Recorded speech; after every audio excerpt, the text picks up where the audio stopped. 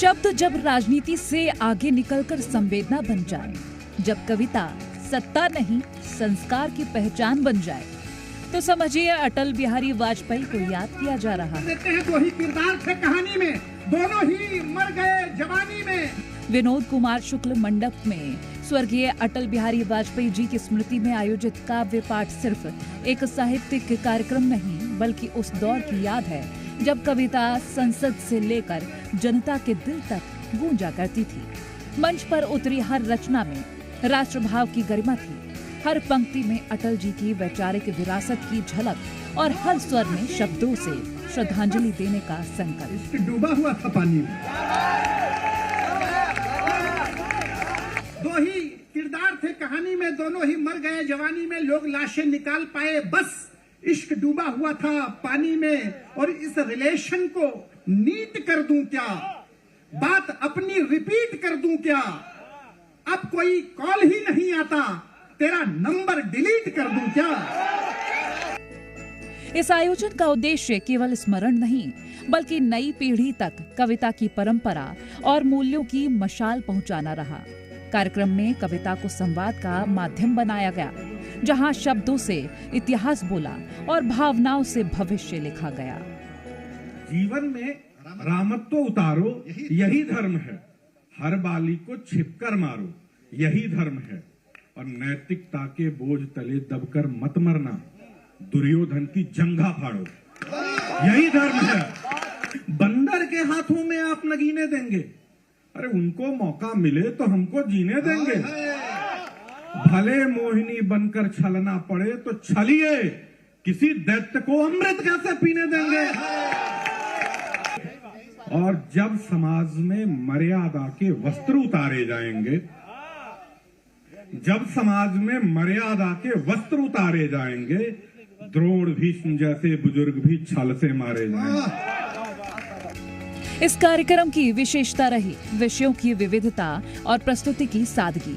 राष्ट्र, समाज, संस्कृति और मानवीय संवेदनाओं पर केंद्रित रचनाओं ने श्रोताओं को कभी गहराई में सोचने पर मजबूर किया, तो कभी मुस्कुराने का अवसर दिया। यहाँ पे छत्तीसगढ़ में दूसरे स्टेट्स के मुकाबले काफी कम कवि सम्मेलन होते हैं, और मुझे तो और भी कम मौके मिले हैं कि मैं ऐसी जगह जाऊं। तो ये मेरे लिए बहुत ही अच्छा अवसर है, बहुत अच्छी अपॉर्चुनिटी है कि मैं इतने सुंदर कवियों को, इतने अच्छे कवियों को सुन रही हूँ। और अमन अक्षर की तो मैं बहुत बड़ी फैन हूँ हमेशा से, तो ये मेरे लिए एक फैन गर्ल मूवमेंट भी हो गया। तो मैं बहुत अच्छा फील कर रही हूँ, और यहाँ पे देख के सपना भी ऐसा होता है कि शायद हम भी एक दिन मंच पर जाएंगे। अटल जी की कविताओं की पंक्तियों का उल्लेख और उनके जीवन मूल्यों की झलक ने पूरे माहौल को श्रद्धा से भर दिया। अलग इतना नहीं दिखता, मगर ऊंचाइयों से नींव का हिस्सा नहीं दिखता, मगर ऊंचाइयों से नींव का हिस्सा नहीं दिखता। मंच से उठी हर आवाज में साहित्य का सम्मान और लोकतंत्र की गरिमा की गूंज सुनाई दी। आयोजन में युवाओं की भागीदारी ने ये संदेश भी दिया कि कविता आज भी प्रासंगिक है और विचारों की सबसे सशक्त अभिव्यक्ति है। तो हमने गंभीरता से अटल जी की स्मृति, अटल जी जैसे बड़े कवि को अगर याद कर रहे हैं, तो हमने कहा कि एक गंभीर कवि सम्मेलन को आयोजित करना चाहिए। और चुनिंदा लोगों को हमने यहाँ एकत्रित किया, और आप देख रहे हैं कि रात में 10 बज रहे हैं, नया रायपुर में ठंड के दिन में लोग ताली बजा रहे हैं। कार्यक्रम के दौरान वक्ताओं ने कहा कि अटल बिहारी वाजपेयी केवल राजनेता नहीं, बल्कि संवेदनशील कवि और दूरदर्शी विचारक थे, जिनकी लेखनी में राष्ट्रभाव और मानवीय करुणा एक साथ बहती थी। अमन अक्षर की राम गीत है, पूरे विश्व में वो लोकप्रिय है अपने राम गीत के लिए। अजय पांडे साहब आज बॉलीवुड में तमाम जो स्थापित गायक है उनकी लिखी हुई गीतों को गा रहे हैं। तो बड़ा ऐसा लगता है कि हमारे मन की बात कविताओं के माध्यम से, गीत गजलों के माध्यम से संप्रेषित होता है, तो ऐसा लगता है कि हमारी बात को कोई और गा रहा है, तो एक सुकून होता है।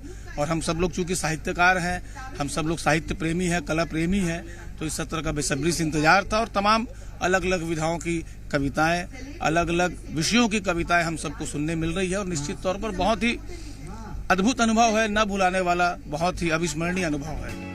विनोद कुमार शुक्ल मंडप में हुआ काव्य आयोजन स्मृति, साहित्य और संस्कार का ऐसा संगम रहा जिसने अटल जी की विरासत को शब्दों के माध्यम से जीवित रखा और कविता को फिर से जन जन के करीब ले आया।